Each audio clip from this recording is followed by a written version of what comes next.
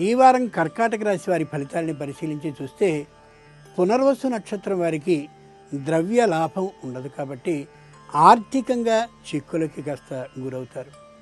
అంచేత వీళ్ళు లక్ష్మీదేవికి సంబంధించినటువంటి చిన్న చిత్రాన్ని జేబులో పెట్టుకుని తిరుగుతూ ఉండడం మనోధైర్యాన్ని కలిగించడమే కాకుండా ద్రవ్య లాభాన్ని కూడా కలిగించే అవకాశాన్ని ఇస్తుంది.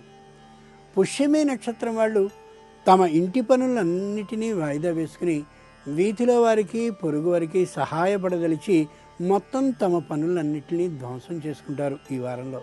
ఇక ఆశ్లేష నక్షత్రం వాళ్ళు వాళ్ళకి సంబంధించినటువంటి ఆరోగ్య విషయంలో కొద్ది జాగ్రత్తలు వహించాలి.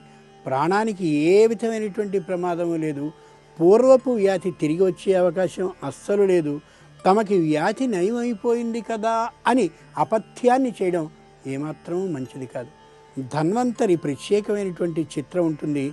అది స్త్రీలైనట్లయితే తమ దగ్గర ఉన్నటువంటి ఆ బ్యాగుల్లో కానీ, పురుషులైనట్లయితే అలా జేబులో కానీ ఉంచుకుని ధన్వంతరికి సంబంధించినటువంటి ప్రార్థన శ్లోకాన్ని అనుకుంటూ ఉంటే ఆ శక్తి వీరి మీద పనిచేసి యథార్థంగా ఆరోగ్యం బాగుంటుంది. ఈ వారం ఈ రాశివారు శ్రీ విష్ణు సహస్రనామాల్ని పఠించుకోవడం అవసరం. మనశ్శాంతి కోసం రోజు మాత్రం గుడికి అలా వెళ్ళి కాలక్షేపం చేయడం అవసరం. ఇక మిత్రుల సహకారాన్ని పూర్తిగా తీసుకుంటూ అలా నడుపుకోవడం అవసరం ఈ వారం.